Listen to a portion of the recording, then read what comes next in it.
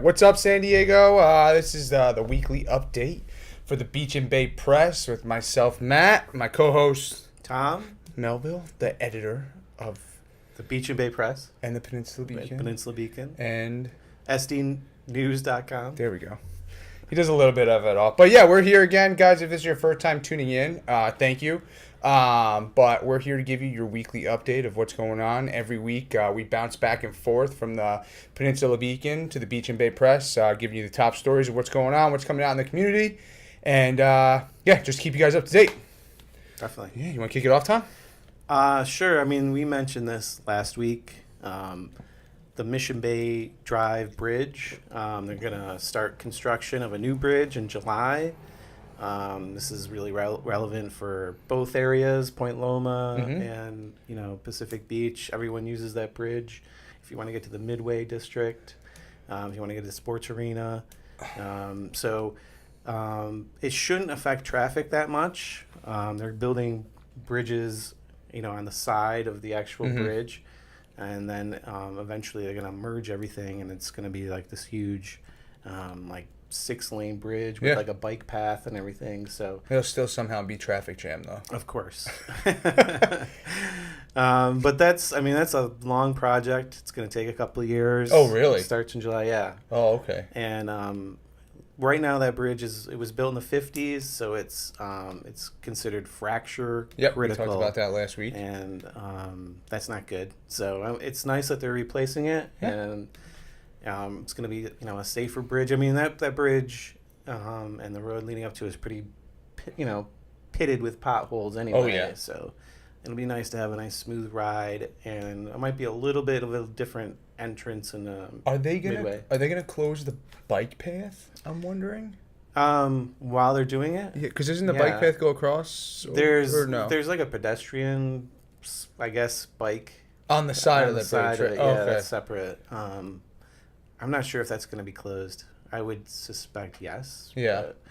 But, it's kind of a sketchy bridge to go over on your bike anyway. Yeah, a little bit. Get a little shake or anything like that. But they're going to put in like this really nice bike lane. Yeah, that'd be good. Pedestrian lane that's actually going to have like a bench in the middle and stuff. I feel like not enough people use that bridge to just bike over to go to OB when it's so close. Yeah, I mean the Sunset Boulevard Bridge is better. I mean it has like a dedicated bike path on the one side. So which one's that one? That's the one's closer to the river, like the estuary of the river. Yeah. Between this one is the one straight to Midway. That one goes to like Nimitz Boulevard and the Sunset. Oh, okay. Yeah. Yeah, but hopefully it doesn't cause too much traffic, because. Yeah. Well, I mean that area is congested. Yeah. We all know if you go down the Midway, you're gonna run into a lot of traffic. Yeah. The way they designed that was kind of a disaster. Yeah. Anyway, what else we got going on? We got Mission Bay's graduating today. They're right Class now. 2018, yeah. I was surprised there wasn't as much traffic. Yeah, and most people don't go. Yeah, most parents don't go. Really? No, I'm kidding. Oh, I was going to say. They don't support their kids. Yeah, it's true. No, it's pretty, they fill up the parking lot down there, and it gets pretty... I don't know about the traffic, but there'll be a lot of people in the stadium, their new stadium, which is only a couple years old. They do it right on the football field, which is turf, AstroTurf. Everyone was selling those, I don't know if they're called lei, the big flowers. Yeah, leis. Yeah, is that what they're called? Lei? They call the bigger ones leis too? Sure. Yeah, there was like people either handing them out or selling them or doing something on the street when I was going past there. Oh, all right. Yeah, I guess that's like a tradition with, they didn't have that where I grew up. Yeah. Well, I mean, Mission Bay High School has a really big Hispanic population as well. And it's kind of cool because a lot of times the speeches are read... Actually, every time they have either the person who's like the valedictorian or salutatorian, if they can give a speech, in English and Spanish, they do that. So they'll do their 10-minute, well, it's not 10 minutes, but say 7-minute speech in English, and then they do it in Spanish. When I've covered it and I've shot photos of it for 3 years, a couple times the valedictorian could do it in English and Spanish. Okay. But if they can't, then they have someone read their speech in Spanish. Oh, nice. Speaking of valedictorian, though, we have Clara Gray. Is that correct? Sierra.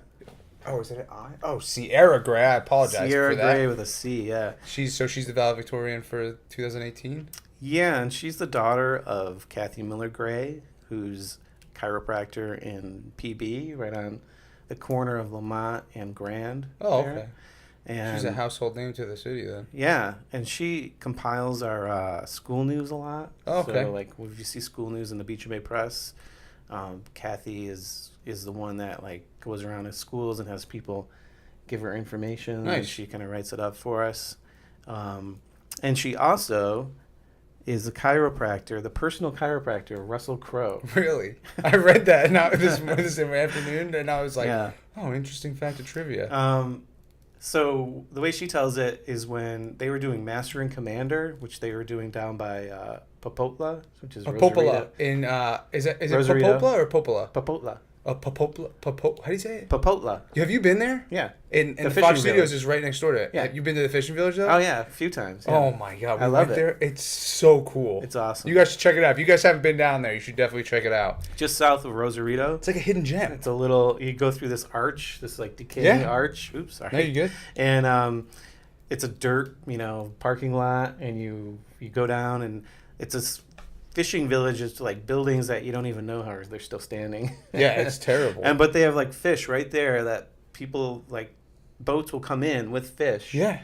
And they just throw them on ice, and they're right there on the beach. Yeah, or they put them on like the big planks of wood or whatever. Yeah, it's pretty cool. And you can go up and like these restaurants are serving fish tacos or whatever you want. Yeah, Mexican ceviche, food. fresh ceviche. Yeah. It's obviously fresh because it's It's right there. You see it get done. It was swimming like an hour ago. And it's awesome. It's really authentic, like Mexican fishing village. Yeah, if you yeah. want to get like a feel of like getting your fingernails dirty. Because and they like stuff. run the boats up onto the Yeah. beach and everyone like helps pushing them out. Mhm. And yeah, It's a cool place. Yeah, then you know what the cool part is if you've never been there, there's all different types of fish. There's not just like your normal stuff because I guess the laws are different down in Mexico for like the length of the fish or whatever it has to be. So they can really, catch anything. So you could get like little ones or bigger ones. Right. But yeah, it's like you can see like it was cool seeing. I remember an actual sculpin fish. Yeah. Have you ever seen one of them? Mhm. But they had them like lined up Yeah. on the table, and I was like, oh my god, this is awesome. It's so cool. You go in and you just see these, all these people, vendors just selling Yeah. stuff, and yeah, it's And a it's great so experience. Oh yeah, you can go- yeah, you get a couple Modelos Or Tecates, yeah. It's Tecates. super nice. Tecates are the beer of TJ. That's like the Budweiser of TJ. Yeah, the It's Bud Light or the Tecate. Bud. Yeah, depending on what color the can is, right? Yeah. So how did we get on that tangent? Oh, Russell Crowe. So when he was down there filming, and they used like the boat scenes. Yeah. In the down there, they used to still have the boat down there. I don't know if they still have. They it. shot Titanic there too. Yeah. So they had that those big old boats. Yeah. And that's where they shot Master and Commander, like the water scenes and didn't everything, know and boat that. scenes. And when he was down there, he hurt his back. Okay. And he could barely move. And somehow they recommended Kathy.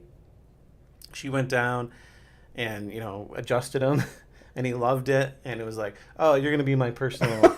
So for like the rest of the shoot, she was down there The whole time. and was like his personal chiropractor. And then whenever he comes to LA, he calls her and says, oh, I'm going to be in LA next month. Come on up, and like he puts her up somewhere. And, like, Really? for like that week, she'll be like, helping him out with his That's back. awesome. And she also helps, I guess, with nutrition and fitness for him. Nice. And I know last year she was down there for like a month in Oh, wow. Australia. Down He at his flew her ranch. down there? Yeah. Oh my god. Because he was preparing for some role, and he needed her to go down there to like help. He likes to lift a lot of weights, Yeah. but I guess like he his back is a little. He's Australian, right? He's I believe- yeah, he's down in Australia, and she went down there and was like on his ranch for a month, and they said they were like partying and going for these long bike rides, and she was like trying to prepare like healthy food and have like organized exercises and stuff for him, but he said it was kind of tough because he likes to eat, drink, and Yeah, have a good time. F. That's like the Australian culture, though. Yeah. Right? Kind of like here a little bit. But that's cool that she like has this relationship with him that's been probably going on like 20 years. Oh wow. Master Commander's a good movie. Have you ever seen it? Yeah. Yeah, it's a good movie. Definitely. What do we got? So Mission Surf in Pacific Beach. Mission Hit Surf. 50 yeah. years. 50 years that place has been there serving the Pacific Beach community, the surfing community. Yeah. And a lot of locals love that place. They swear by it. But it's also big with tourists, because it's right there on Mission Boulevard. It's easy access. Yeah, you're walking right to the beach, and there's a place that, if you need whatever you need, a towel, sunblock, sunglasses, you can pick up all that stuff there. And then if you need a surfboard, Is it the original owners? No, it's changed owners a couple times. Oh, okay, but it's just stayed the same as a surf shop. Okay. Yeah. It's, I think they said one of the oldest ones in San Diego, if not the oldest. Let's see if it says that on here. Yeah, It used to be Bob's Mission. Yeah, so I was Surf, reading, and then Bobby's still around, if you guys were wondering. And he has a stand-up paddleboard shop too, which is somewhere. Have you done that? I have done that. I've fallen a lot. Yeah, it's I fun tried to though. do It's that. not bad. It is fun. Good workout too for you. It is. It's good for your core. Yeah, but if you guys have it, and you need somewhere to check out surfboards or rent stuff, go head out down to Mission Sheriff's, right on Mission Boulevard. I think it's right across from Vaughn's. Ralph's. Ralph's. Yeah. I'm sorry, Ralph's. Yeah. So I go there every Sunday and I look at it when I go up the escalator, so I know I don't know why I said. Yeah. That Ralph's, when I first moved here, I saw an escalator for shopping carts. I was like, that is so awesome. Yeah, and they can't roll back. Yeah. Because there's like a magnet in them or whatever. It's phenomenal. Whoever that blew me away. I was Shout out like, to Ralph's. Yeah, I was like, wow, I've made it. I'm in the big city. Yeah, dude. But speaking of food, Ralph, that was a great segue. Ambrosio 15. Have you eaten there? I have not. It's really good. It looks great. It's a hidden gem. Yeah. We were recommended by a friend. I don't know if it was there because I know you said that they have a new executive chef. Yep. And dough master. He's a dough master. I don't know what that means. He's a master of dough. Danielle Piazza from Italy, because I know when they're very Italian people. They're very, very nice and they're very, very welcoming. Milanese. Yeah.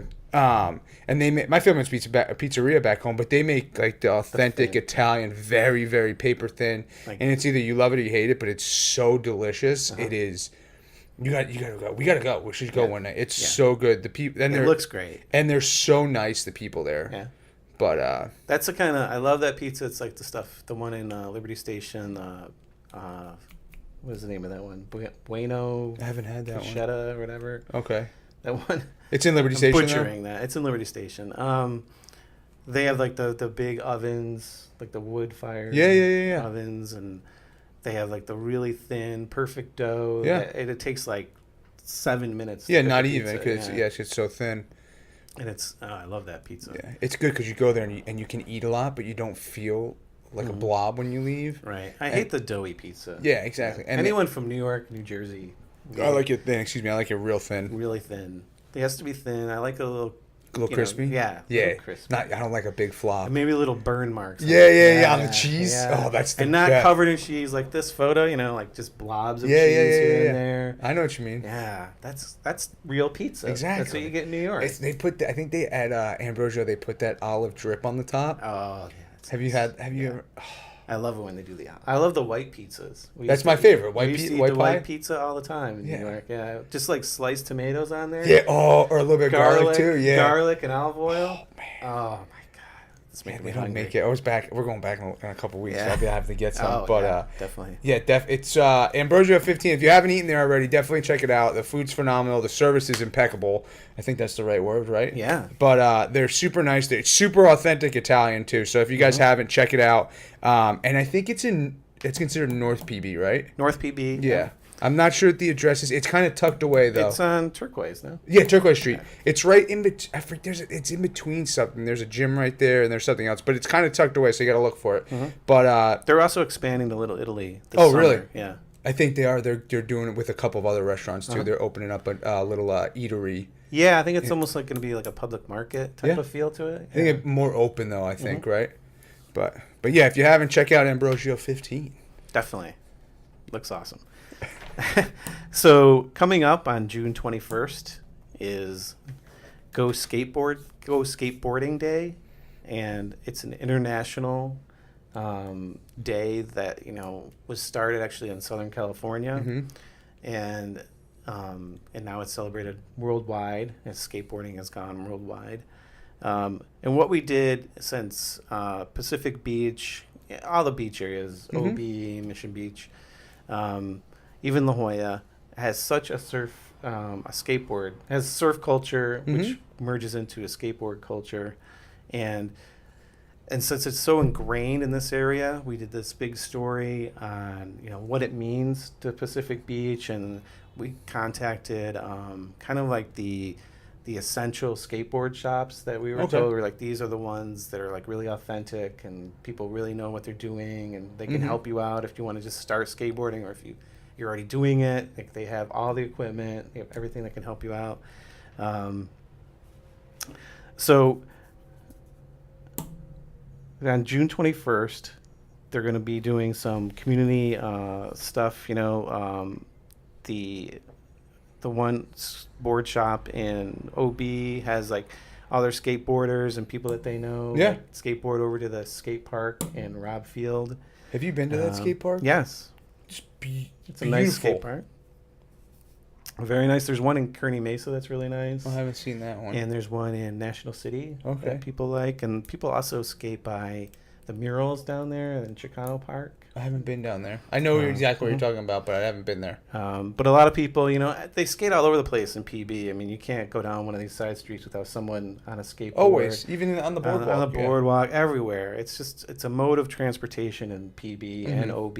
I see them everywhere. It's such a huge part of living here. So we just thought it would be great to highlight that. We had to do it a little bit early since, we come out earlier. But it's also going to be in the Peninsula Beacon next week, which actually is the exact date. So the Beacon comes out on the 21st of the What day. day is the chili cook-off? The 23rd? The 23rd is the OB Street Festival and Chili Cook-Off. Okay. Yep. So that's interesting. So is that going to be... So you said area skate shops are organizing skate sessions. Is that going to be in one... Is it going to be at all the parks? Or is it going to be... No, it's going to be... I mean, I know the OB Surf and Skate does their thing in Robb Field Skate Park. Adriana, saying that right, in La Jolla. Okay. They usually organize like a skate on the boardwalk. Oh, okay. And I guess there used to be like the one that like every national or international go skateboarding day, they used to like almost take over the boardwalk and have like this big... Like all these skaters go right down the boardwalk. Yeah, at a certain time. That's pretty cool. But it's a huge... I mean, everyone in this area seems to skateboard anytime, you know? So it's like... But this is it's like a good day to kind of like highlight it. Celebrate focus on it. Yeah, and celebrate it. Raise awareness of, these people, they're not delinquents. I think a lot of people still think, like, oh, those... Yeah, skateboarding has a bad name. It gives it a bad name. You're a bad boy if you skateboard per se. So, yeah, they're just... I mean, you see fathers out there skateboarding, and as I said, in PB, it's like a mode of transportation. Yeah, I see it every day. Yeah. No matter where you go, you always see one. I mean, now people are getting lazy and using the electric scooters and stuff. How dare they? Yeah. Or electric skateboards. Yeah. You see those, too. Oh, yeah, those are crazy. They have, like, the little remote control in the hand and stuff. Yeah. So that's like when I first moved here and I started, I'm like driving somewhere and all of a sudden there's like a skateboarder and I'm like, get out of the road, dude. And then like another skateboarder, I'm like, what's going on? Yeah. I can't drive. And then you realize after you've been here a while, it's like, oh, this is the way it is. Yeah. You can't be annoyed by that. No, not at all. Yeah. They don't mean any harm. Yeah. And one thing I wanted to mention is the San Diego Society of Professional Journalists. They have a journalism contest every year. Okay. And, we submit entries. And this year, they name the winners, but they don't name, like, what you won. So, like, we submitted for maybe 9 categories. Okay. From, like, writing to photography to layout. And to even online categories, like an online story. And so they'll just send out... the winners as just like a list of, okay, this person, you won something. So you either won first place, second place, or an honorable mention. And 2 of the people with the papers were on that list. One is me. And one is our intern who was our intern for like 3 months earlier this year. It was Victoria Davis. Okay. She graduated from Point Loma Nazarene. and has moved back to Wisconsin, unfortunately. From San Diego? Yeah. Oh, I'm Well, sorry, girl. she's from Minnesota, and then she moved back. And she's married to a Marine, actually. Okay. And they lived in Camp Pendleton. Oh, nice. Pendleton. And yeah, so then like she graduated, he finished his tour, and now they moved back to Wisconsin, and he's going to go to school, and she's going to work. Nice. So yeah, but anyway, she's one of the winners. I'm a winner, and so I'm excited to see in the next few months that they have like a dinner, like kind of a big banquet. Oh, awesome! And that's where they announce like this is what you won. And but it's an actual prize, is what you right? I mean, so I either won a first place, second place, or honorable mention in something. Oh, okay. In probably, I think I submitted in like 5 categories. What if hopefully you won every one, dude? That'd be nice. They don't tell you how many you won. They just say you won something. That's awesome. And then they have a dinner for it to honor you guys? Mm-hmm. Awesome, man. That's right. So that's cool. Yeah. Just wanted to get that out there. A little self-promotion for us. Yeah. So that we are doing, some quality stuff with these little papers. That's good, man. Yeah, you got you know what? It's funny that you say that every time I mention that we're doing this, and people have been asking me. They think they're like, oh, is that a part of your pocket? I'm like, no. Like the Beach and Bay Press, like, you know what it is. And they're like, no. I was like, yes, you do. It's the paper you get all the time, and you just choose not to look at it. Right. So we're trying to bring you the information on a different platform, so it makes you a little bit more aware when you walk past to grab one of the papers and stuff like that. Right. But and yeah. You can, just go to sdnews.com. Exactly. That's an easy way to do it. And subscribing it to emails and stuff like that, because if you live in the city, it's good to know what's going on, and some of the bigger newspapers skip over some of the smaller stuff that might be important just to the community and what we're covering and stuff like that. But I'm going to throw one more thing out there. I promised the guys. So Chugboat, June 16th. They were on my podcast last week. Episode came out this week. Huge Chugboat fan. Yeah, huge show. We're going to be there. San Diego's party band? San Diego's party band. That is correct. June 16th, they're going to be at 710 Beach Club. It's a big for them. I think it's their single release party, if I'm not mistaken. But, check them out. It's going to be at 710 right by the beach on the boardwalk. There's going to be specials and stuff like that. I think they have a couple of special guests coming out playing with them, and it's going to be a good time. So check that out, 710 Beach Club on this Saturday, June 16th.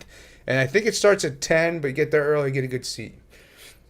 Is that all we got this week? That's all we got. That's it. Yeah, that's guys. All right. Thanks for listening. Next week, we'll bring you the Peninsula Beacon stories we got going on. And if you want, write us to SD News, email us, tell us what you think about the paper. Is there any stories that we're missing? Is there anything you guys want us to talk about? Maybe get a little bit more involved in the community, having people on in the community that you want us to talk to. And we'll take it from there. So San Diego, Pacific Beach, Mission Beach, Ocean Beach, everyone that's listening. Guys, we'll see you next week.